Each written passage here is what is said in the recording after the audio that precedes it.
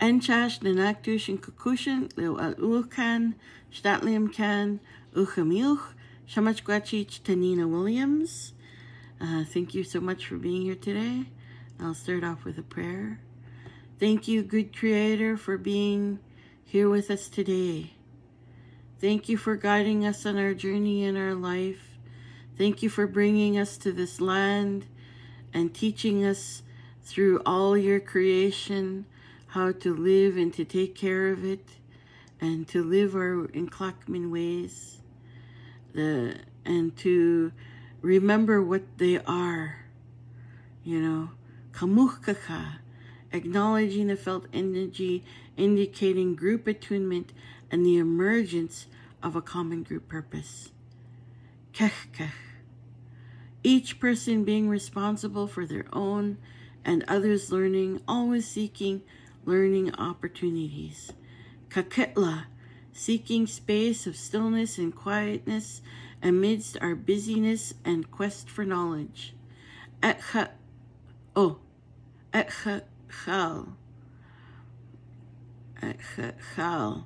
valuing our own expertise and considering how it helps the entire community beyond ourselves. Huelep, recognizing the need to sometimes be in a place of dissonance and uncertainty, heightened awareness as to be open to new learning. Amhaka, encouraging each of us to do the best we can at each task given to us. The reason why I'm saying these principles again, it's our ways. It's our ways in our community, our ways in our spirituality, our ways in our land, our ways in ourselves.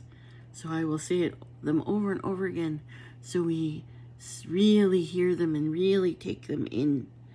That Inklakmin, our ways. Our spiritual ways, I often think about this. I think about how our doctors were trained. So our doctors, they would go out to Green Lake and they would train, in Whistler. They would train on the land there. And this land is plentiful. They would learn plant knowledge. They would learn what it means, what the body needs when this is happening.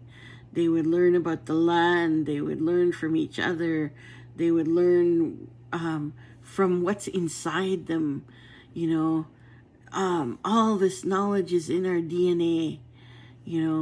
Once you start listening, it'll start to come out more and more, But that's that part where we need to have that stillness, inside of us, because then we'll hear what our DNA is teaching us, or not teaching us, reminding us about. It's important. And I think about the dream song, because that's a song, a prayer song, to send out healing. So when they sang this song, the doctors would walk through the village and they would cast their prayers over everyone's homes. And so all day they would be busy working for the people, healing the people with the medicines, healing them with their mind and their physical body. And then at night they would be healing, sending out prayers for their spiritual being, right? The spiritual part of who they are. And they would be teaching, all day. They're teaching you about medicines. They're teaching about your body. They're teaching you how to have a healthy mind. Then they're praying for you, helping your spirit, lifting you up. And the song does that. Yo, yo, yo, yo, yo,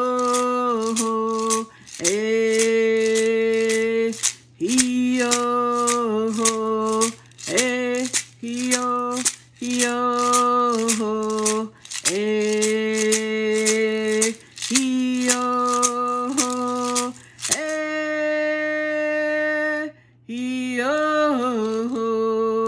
hey.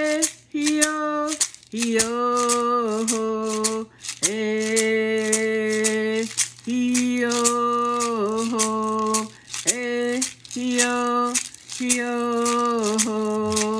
eh, yo, eh, yo, eh, yo, eh, yo, yo.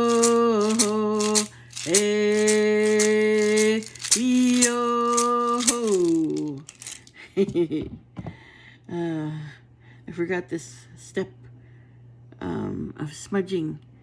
So I know that this is a video, but we can still practice it by seeing it and visualizing it, you know. So here's this beautiful sage that was gifted to me, and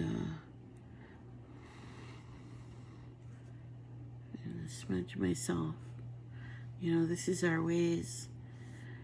It's like to prepare to learn, we need to take care of who we are, you know, our heart, our mind, our body, and our spirit, right? We need to be ready, be willing. Kukstam.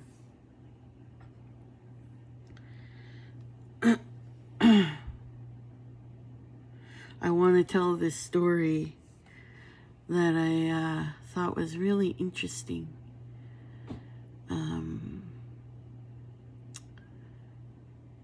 I was the first time I ever went to the Stein Valley, I always wanted to go there. And I got to go with Hitlola Community School when I worked there.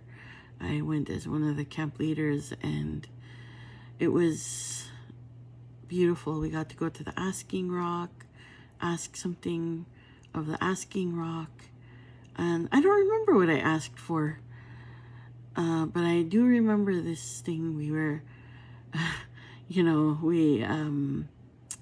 so when we were getting ready to leave the school up here, we forgot a whole cooler full of food, like cheese and salamis and things like that. And then, so we were late leaving there. And then when we got to Lulwood, we had to go right into Lulwood because my dad needed to, or Hatya needed to pick up some more of the things we left behind. And then we went up through Texas Creek, and so then we had to kind of backtrack and then go onto that road. And trees and growth, they change the appearance every year. Sorry, I need a drink. It changed the appearance every year, so the trees and the brush and everything looks different, and sometimes water sources might be deeper than other years. And so we got up there really late, so we ended up having to set up camp. We were supposed to be on the trail that morning, but it was already close to dinner time. So then we set up camp, and we had a good evening, and woke up really early and made some oatmeal, and then cleaned all that up, and then started our hike. And I cut my finger, and first thing I do is cut my finger and step in, a stream, so my foot's wet all day. But anyway, the thing is that we forgot the food that we purchased the day before. And so we started a day late. Again, we forgot the food in the truck. And so when we got to I think it was the third day, we had no food left.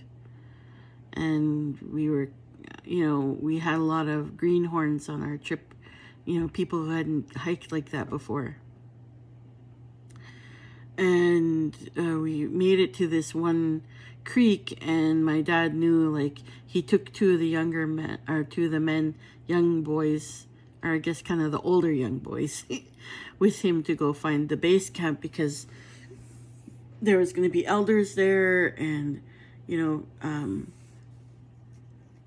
Frank and Leonard, or Frank, Andrew, and all of a sudden I forget his name. I don't know why I can't remember his name right now, but anyway, the two Andrew brothers that do the sweat lodges, and some elders, and so then we set up camp. It was dark. It was horrible. We ran out of water. We had no food left. I think we had some cheese left, so I cut that up so that we could all share. It wasn't a very big cheese, so we didn't get very much, but but we were there camping, and I missed the part I wanted to tell you. So we got to a point in the day where none of us had water that day before we got to this creek, and we were sitting there and we could hear singing, beautiful singing, and we thought, it must have been the elders singing for us and encouraging us to keep moving forward.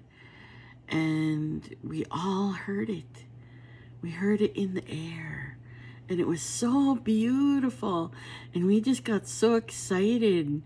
It helped us. And so then when we got to my dad, they hiked to where we were going to meet them at base camp, and they had food ready for us. So they had food ready for my dad and those boys. They ate, went to sleep, and then the next morning they came and got us, and they were nice and fed. And then we hiked to base camp, and they had all this beautiful food ready for us, and we're eating. And we asked them, and we said, yesterday when we were hiking, we could hear you singing. And they were like, no, we never sang at all yesterday. We just kept making sure that we had food ready for you. And so that was a spiritual experience that we had in the Stein together, hearing our songs, hearing our ancestors. It was so beautiful. So beautiful, Our ancestors were like, yeah, you can do it. Here we are with you. And so I always say, when I die, I want to be cremated so that my ashes can be in the Stein Valley. And that's where our people used to go when they would die. They would go there to be with ancestors. And I was just like, so beautiful. So I really believe, that our ancestors are with us all the time. Our Creator is with us all the time. He loves us. He has a plan for us, and a good one. We just need to be open to it.